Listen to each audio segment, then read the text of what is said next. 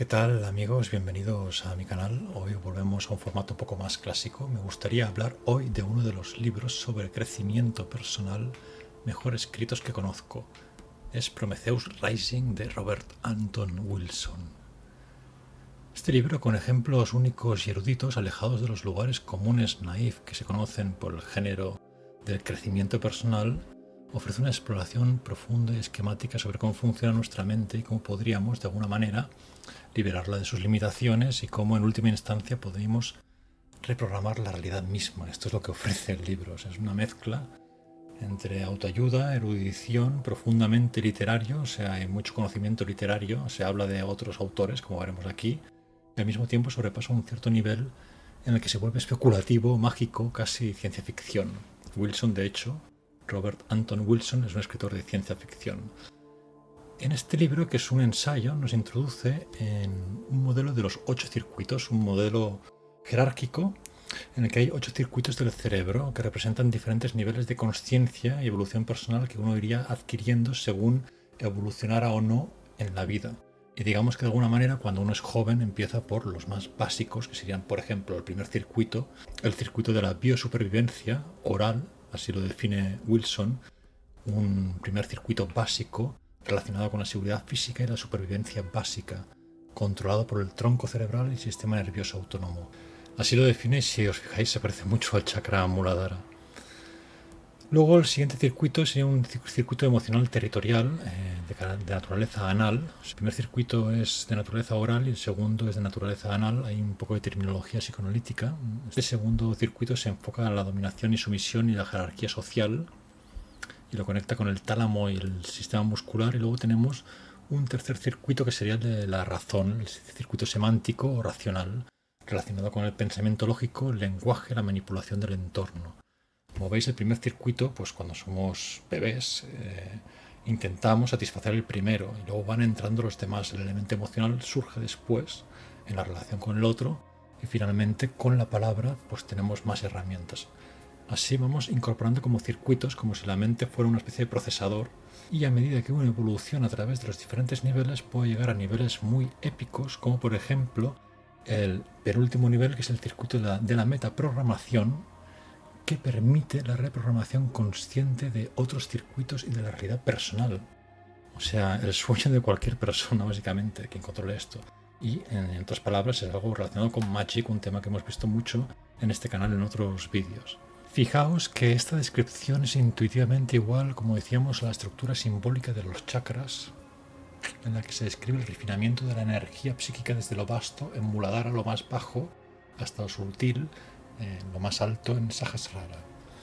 La gracia, como decimos, de este libro reside precisamente en la sofisticación del texto, en los ejemplos que toma el autor y en cómo está escrito. Tiene un sentido del humor muy ligero y los ejemplos que toma dicen mucho más de lo que uno podría esperar.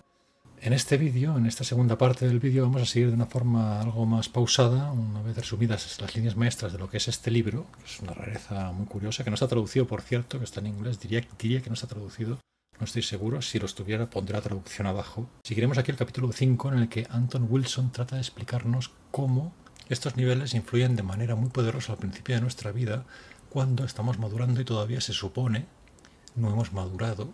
Y lo hace a través de dos literaturas icónicas, que son las de Charles Dickens en su David Copperfield y la de James Joyce en Finnegan's Wake. En este quinto capítulo, Anton Wilson señala de entrada cómo Charles Dickens parecía conocer bien las teorías freudianas mucho antes de la llegada del propio Freud.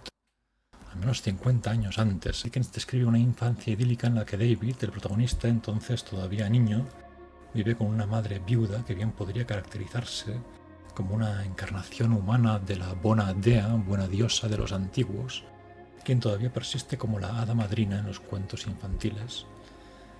Aquí estoy leyendo a Anton Wilson directamente. En esta escena feliz irrumpe el horrible padrastro, el señor Murdstone, cuyo complejo de Jehová lo convierte en un avatar del Dios Padre castigador. No hay forma de obedecer todas las reglas de Murdstone. Son demasiadas y en su mayoría no están explícitas sino implícitas. David soporta monumentales azotes en las nalgas, por su propio bien, por supuesto, aunque Dickens enfatiza de una manera bastante freudiana el obvio placer que Murdstone obtiene de estas sesiones de azotamiento. Naturalmente, David comienza a internalizar este sistema anal de valores e imagina que es un miserable pequeño culpable y que se merece plenamente esta tortura.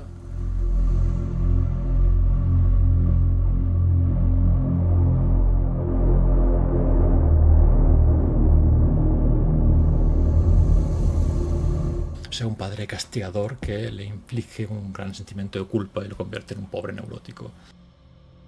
Un año después de estar fuera, vuelve David.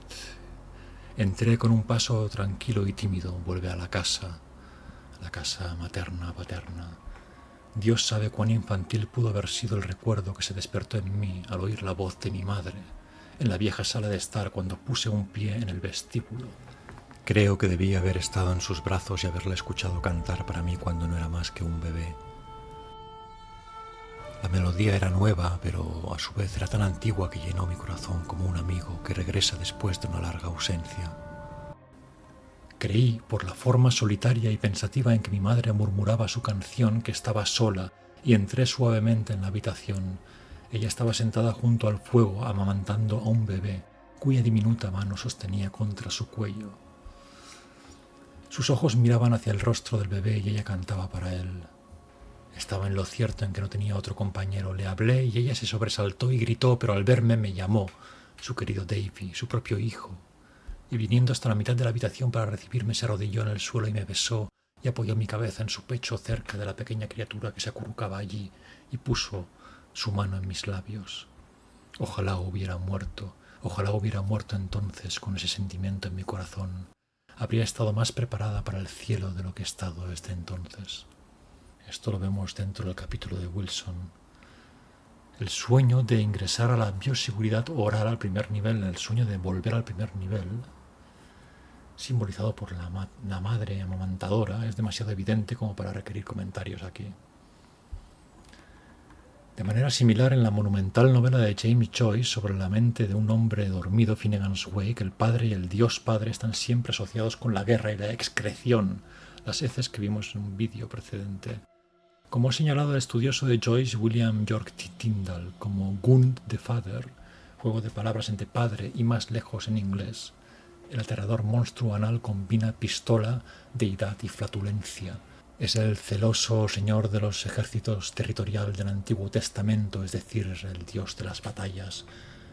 Este padre, Dios, su insignia, la palabra del trueno de 100 letras que se repite 10 veces en el sueño, siempre combina paternidad, amenaza, defecación y guerra. Por ejemplo, en su primera aparición en la página 1, dice, y aquí os pongo un texto, que esto es lo que aparece en el Finnegan's Wake.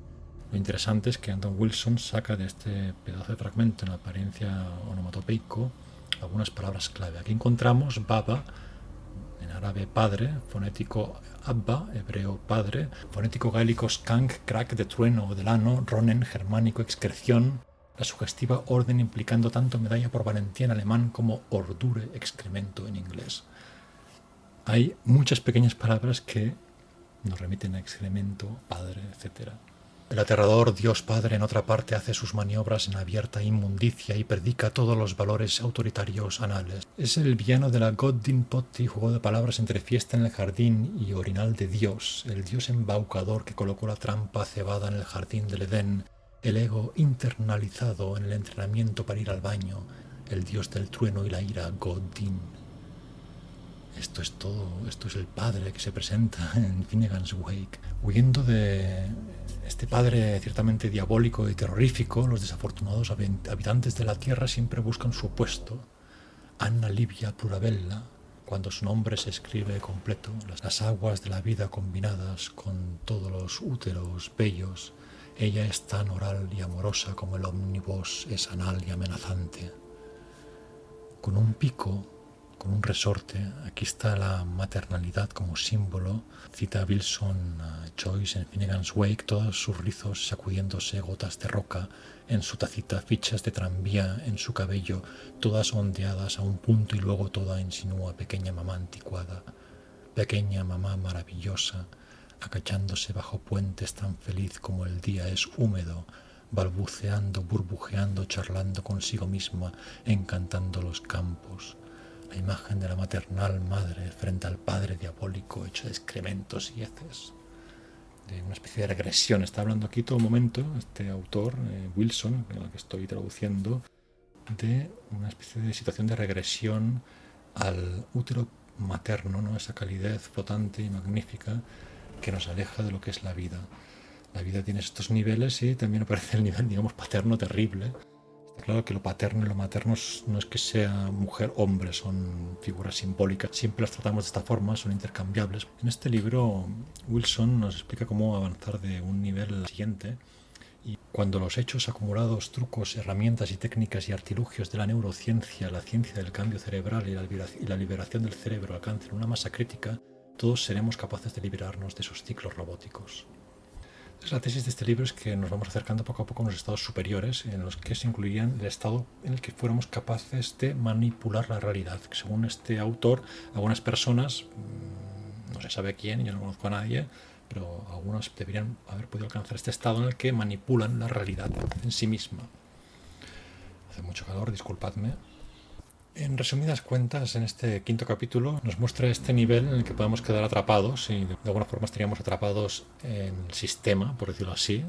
En abstracto estaríamos aquí atrapados en el sistema, tendríamos todo desarrollado, lenguaje, emociones y capacidad de supervivencia, pero seríamos como NPCs, como máquinas dentro del sistema, estaríamos de alguna forma atrapados en esta representación que nos ha mostrado a través de Finnegan's Wake y de David Copperfield de Charles Dickens. Por eso decía que es un libro que nos habla de lo típico, de los diferentes niveles, de superación de uno mismo, de ir más allá, de romper con el sistema y tal y cual, pero con algunos ejemplos como sutiles y simbólicos que te hacen pensar en otras cosas. Aprovecho este vídeo que es un poco más informal, menos cinematográfico que otros en los que he experimentado más últimamente, para preguntaros pues qué os parecen esos vídeos y qué tipo de contenido os interesaría aquí ver en el canal, si en concreto más especulaciones sobre libros detalladas, si un poco derivas literarias, si os gusta también la parte esta de ficción un poco más actuada, no lo sé.